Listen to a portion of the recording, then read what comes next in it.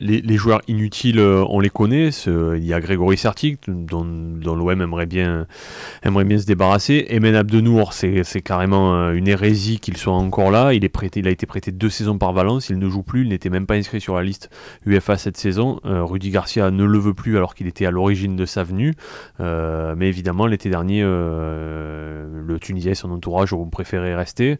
On va voir leur position cet hiver. L'OM cherche aussi à se débarrasser cette fois de Kostas Mitroglou. Le problème, c'est que de son côté à lui, on n'est pas certain de vouloir absolument partir. Au contraire, peut-être il a envie de redresser la barre. Il y a aussi le dossier Valère Germain. Valère Germain qui sait qu'il est... il est en difficulté à l'OM et il n'est pas sûr de pouvoir redresser la barre, même s'il aimerait bien le faire. Il y a des possibles contacts, mais pour l'instant, à cette heure, il n'y a aucune offre qui est parvenue sur le bureau d'Andoni Zubizarreta. Les besoins sont établis. Le premier besoin, c'est évidemment un attaquant, mais encore faudra-t-il que l'un des deux libère son poste. C'est-à-dire il faudra un départ de Valère Germain ou de Kostas Mitroglou pour que l'OM recrute en attaque.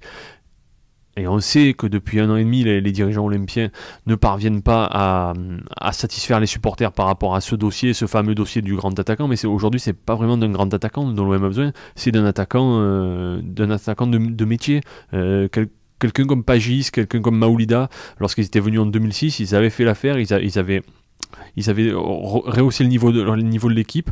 Ça peut être des joueurs comme ça, des joueurs de Ligue 1 qui peuvent arriver, des bonnes opportunités. On sait que le marché de janvier est un marché d'opportunités.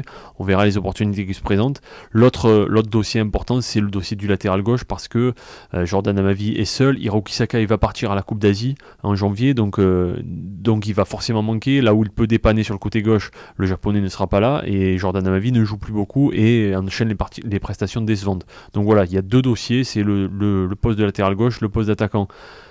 Mais une fois qu'on a dit ça, c'est pas certain que l'OM recrutera.